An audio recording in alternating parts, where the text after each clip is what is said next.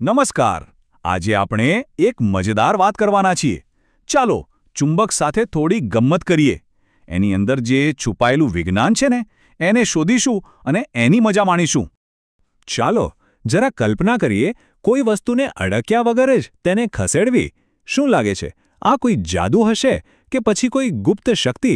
અરે, કે પછી આની પાછળ કોઈ રોમાંચક વિજ્ઞાન છુપાયેલું છે? સાચું કહું તો આ એક જ સવાલ આપણને એક અદ્ભુત દુનિયાની સફર કરાવશે. જરા આ પેપરક્લિપ જુઓ તો. એ જાતે જ ટેબલ પર સરખી રહી છે, જાણે કોઈ અદૃશ્ય દોરી એને ખેંચી રહી હોય. પણ ના, આ કોઈ જાદુ નથી. આ તો છે વિજ્ઞાનનો એક અદ્ભુત ચમત્કાર. અને આજે આપણે એના જ રહસ્યો પરથી પડદો ઉઠાવવાના છીએ. તો પછી આ રહસ્યમય શક્તિ છે શું જે આ બધું શક્ય બનાવે છે? ચલો આ અદૃશ્ય જાદુઈ બળના એકદમ મૂળ સુધી પહોંચીએ. અને આપણી આખી વાતનો જે હીરો છે ને, એ છે ચુંબક. હા, આ કોઈ સામાન્ય પથ્થર જેવી વસ્તુ નથી. એની પાસે એક ગજબની સુપરપાવર છે. એક એવી અદૃશ્ય શક્તિ જે અમુક વસ્તુઓને પોતાની તરફ ખેંચી શકે છે અથવા તો એમને ધક્કો મારીને દૂર પણ કરી શકે છે. અને આ જે જાદુઈ શક્તિ છે ને, વિજ્ઞાનની ભાષામાં એને ચુંબકીય ક્ષેત્ર કહેવાય છે. સમજો કે ચુંબકની આસપાસ એક અદૃશ્ય પરપોટા જેવું હોય છે, અને જો કોઈ સાચી વસ્તુ આ પરપોટામાં આવી જાય તો તરત જ એને ચુંબકની શક્તિનો અનુભવ થાય છે. ભલે દેખાય નહીં, પણ એની અસર એકદમ જોરદાર હોય છે. સારું, તો આ અદૃશ્ય બળ આખરે કામ કઈ રીતે કરે છે? ચાલો હવે ચુંબકના રહસ્યોને જરા વધુ ઊંડાણથી સમજીએ. જુઓ, દરેક ચુંબકનું સૌથી મોટું રહસ્ય છે ને, એ એના બે છેડાઓમાં છુપાયેલું છે. ચુંબક ગમે તેટલો નાનો હોય કે મોટો, એના હંમેશા બે ખાસ છેડા તો હોય જ, જેને આપણે ધ્રુવો તરીકે ઓળખીએ છીએ. આ જે બે ધ્રુવો છે ને, એ બરાબર એક સિક્કાની બે બાજુઓ જેવા છે. એક છે ઉત્તર ધ્રુવ અને બીજો છે દક્ષિણ ધ્રુવ. એમને ઓળખવા માટે મોટાભાગે લાલ અને વાદળી રંગનો ઉપયોગ થાય છે. અને સૌથી મજાની વાત તો એ છે કે આ બંનેને ક્યારેય એકબીજાથી અલગ કરી જ નથી શકાતા. હવે આવે છે ચુંબકની દુનિયાનો સૌથી મજેદાર નિયમ. એ બધું એના પર છે કે કોને કોણ ગમે છે.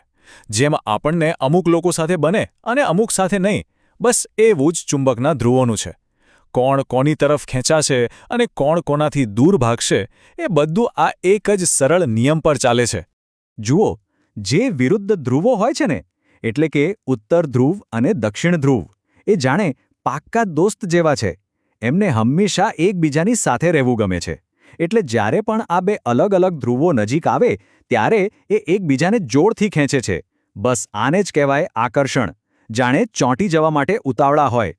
અને હવે એનાથી ઉલટું, જે સરખા ધ્રુવો હોય છે, એટલે કે બે ઉત્તર ધ્રુવો અથવા બે દક્ષિણ ધ્રુવો, એમને એકબીજા સાથે જરાય બનતું નથી. એ હંમેશા એકબીજાને દૂર ધકેલે છે.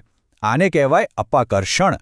ગમે તેટલો પ્રયત્ન કરો એમને નજીક લાવવાનો, એ દૂર જ ભાગશે, જાણે એમની વચ્ચે કોઈ અદૃશ્ય દિવાલ આવી ગઈ હોય. તો નિયમ તો હવે સમજાઈ ગયો ખરું ને? હવે આવે છે અસલી મજાનો સમય. ચાલો જઈએ કે આ નવા જ્ઞાનનો ઉપયોગ કરીને કેટલીક મજેદાર રમતો કઈ રીતે રમી શકાય. ચાલો એક નાનો જાદુ જાતે જ કરીએ. બસ એક લોખંડની ખીલી અને એક ચુંબક જોઈએ. હવે એક ખીલી પર ચુંબકને ફક્ત એક જ દિશામાં વારંવાર ઘસવાનું છે.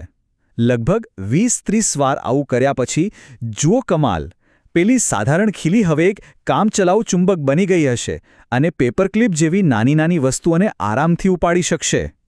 હવે જ્યારે આ રહસ્ય ખબર પડી ગઈ છે, ત્યારે તો કલ્પનાને છૂટ્ટી મૂકી દો. આ નિયમનો ઉપયોગ કરીને એક ચુંબકીય કાર રેસ બનાવી શકાય, અથવા તો કાગળના કપ નીચે છુપાયેલી કોઈ વસ્તુને ખસેડવાની જાદુઈ યુક્તિ પણ કરી શકાય. અરે, શક્યતાઓ તો ઘણી બધી છે. પણ હા, આ શક્તિ ફક્ત રમતો માટે જ નથી.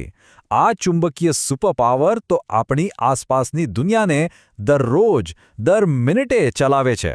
ચાલો જોઈએ કે આ શક્તિ બીજે ક્યાં ક્યાં છુપાયેલી છે.